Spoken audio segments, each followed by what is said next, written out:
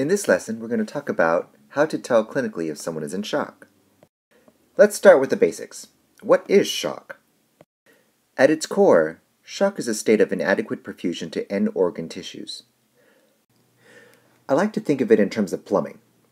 You've got your pump, i.e. your heart, that moves water, i.e. your blood and whatever's in your blood, via pipes, i.e. your blood vessels, to different destinations, i.e. your end organs, such as your brain, your kidneys, and your lungs.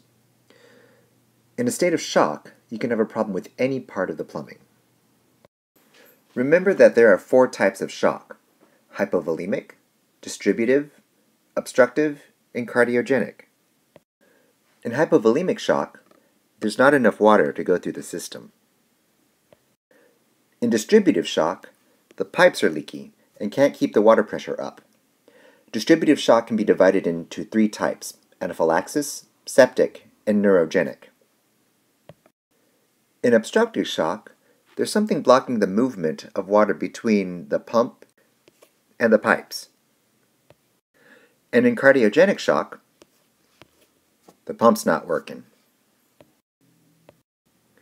With that in mind, shall we play a game? By the way, if you recognize where this comes from, you are either as old as I am, or you like movies, or Matthew Broderick. Anyway, I'm going to give you several brief scenarios. With each of them, try and match the child presenting in shock with the type of shock. The first case is a 9-year-old who just got over gastroenteritis and now comes in with pallor and tachypnea. On exam, he has difficulty breathing, tachycardia, widened pulse pressure, and RALS. What type of shock is this? If you chose cardiogenic, you're right.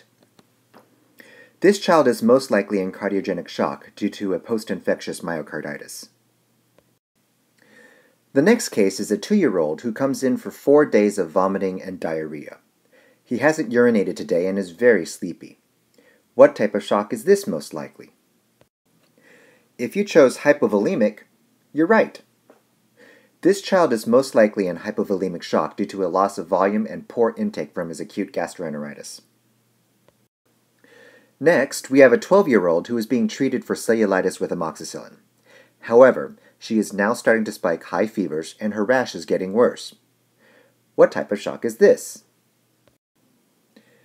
If you chose distributive, specifically septic, you're right. This child is most likely in septic shock due to bacteremia from the cellulitis that is not responding to the antibiotic. The last case is an 18-year-old who is ejected from a car during an MVC. On exam, he has asymmetric chest rise and absent breath sounds on the left. What type of shock is this? If you chose obstructive, you're right. This young adult is most likely in obstructive shock due to a traumatic pneumothorax that is obstructing flow into and out of his heart.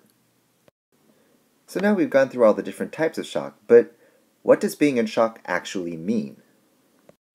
Going back to the definition of shock as inadequate perfusion of tissues, being in shock would result in 2 big things. First, there is a lack of oxygen and other nutrients such as glucose getting to the tissues. Second, because of this lack of oxygen and nutrients, the tissues go into anaerobic metabolism. Anaerobic metabolism leads to the production of various acids and waste products that cannot be cleared effectively. And again, because there is poor perfusion, this results in metabolic acidosis. What would this look like clinically? Let's go back to the basics and use our good friend, the primary assessment from Pediatric Advanced Life Support, or PALS. Do you remember your ABCs? A is for airway, B is for breathing, C is for circulation, D is for disability, and E is for exposure. Let's look at airway and breathing together. When someone's in shock, they're usually breathing fast. Why? They're trying to get rid of excess acid. Remember your acid dissociation curves from chemistry class? This is the one that is most relevant right now. Remember, we can take hydrogen ions that are prevalent in acidosis and combine them with bicarb to make water and CO2. So what are the two main ways to get rid of acid? Through your kidneys or through your lungs? Filtering out acid through the kidney works great, but takes a while. So, while the kidneys are working on that, the body uses the lungs to get rid of some of the acid via another pathway. So the more CO2 we breathe out, the more hydrogen ions, i.e. acid, we get rid of. Next up is circulation. Maintaining perfusion means that the body has to maintain a certain level of cardiac output. Remember, cardiac output is dependent on two things: heart rate and systemic vascular resistance. Kids aren't so great at changing their systemic vascular resistance, which leaves them with their heart rate as the main means of keeping up cardiac output when they are in shock. So, tachycardia is going to be the earliest sign of shock. Everyone always wants to look at the blood pressure, but remember, the blood pressure is the last thing to go. When the blood pressure starts to drop, the proverbial cat's out of the bag, and the child has run out of tricks to maintain cardiac output. This is always ominous, as the kids will code soon if you do not intervene quickly and decisively. As a reminder, the minimum acceptable, about the 5th percentile systolic blood pressure, or SBP, changes with age, as does everything in pediatrics. For neonates, the SBP should be above 60. For 1 to 12-month-olds, the SBP should be above 70. For 1 to 10-year-olds, the SBP should be above 70 plus 2 times the age in years. And for greater than 10-year-olds, the SBP should be above 90. On exam, other signs you will see are prolonged capillary refill, i.e. 3 or more seconds, and weak or thready pulses. Disability refers to the neurologic exam. We're not talking about a detailed neurologic exam, mind you. At least not at this point. During this assessment, we simply want to get a sense of the mental status of the child. There are several different assessment tools for this. Two of the more common ones are the AVPU and the GCS scales. The AVPU scale simply lets you get a sense of the mental status of the child. It stands for awake, response to verbal, response to pain, and unresponsive. GCS refers to the Glasgow Coma Scale that we all learn about early on in our medical education. As a refresher, the GCS is a 15-point scale consisting of eye-opening, which is 4 points, verbal response, which is 5 points, and motor response, which is 6 points. The more the patient can do, the more points he gets. Typically, the worse the shock is, the more somnolent or lethargic the child is. Of course, the worst case scenario is that the child is unconscious, meaning that there is little or no flow to the brain. And last but not least is exposure.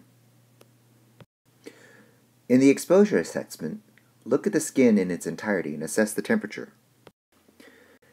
In most cases, the skin will be pale and cool, since the peripheral vasculature clamps down to shunt blood from the extremities and preserve flow to the core vital organs. One special case is that of warm shock. This is a type of septic shock where there is extreme vasodilation of the peripheral vasculature as part of the infection. Typically, these kids are febrile and very hot to the touch. These are the kids you hear about having a flash cap refill, meaning that the cap refill is almost instantaneous. In addition, these kids will sometimes have a widened pulse pressure, meaning that there is a large gap between their systolic and diastolic blood pressures, since all the pressure that the heart is trying to muster is getting lost in the dilated peripheral vasculature, resulting in a lower diastolic pressure. So, if you determine someone is in shock, what do? You give fluids, fluids, fluids. You want to push isotonic fluids, either normal saline or lactated ringers, in 20 cc's per kilo increments. And when I say push, I mean push. By hand. Don't hang the bag to gravity or run it by pump. So, how much fluid is enough? That's actually kind of a trick question. You keep giving fluid until the patient is out of shock. That being said, if you are ordering your third 20 per kilo bolus and the child is still in shock, You should start thinking about other things to help maintain perfusion and get the blood pressure up. Things such as dopamine, epinephrine, norepinephrine, hydrocortisone, dobutamine, milrinone, and vasopressin. To wrap it up, shock is a state of inadequate tissue perfusion. How do you tell if a child is clinically in shock? Remember your ABCs. They will guide you in terms of what to look for clinically. A and B, tachypnea. C, tachycardia, hypotension, prolonged cap refill, and poor pulses. D, altered mental status. And E, cool extremities. Thanks for going through my digital lesson on shock. Hopefully you now have a basic understanding of shock and how to look for it on physical exam. Feel free to email me if you have any questions. Until next time.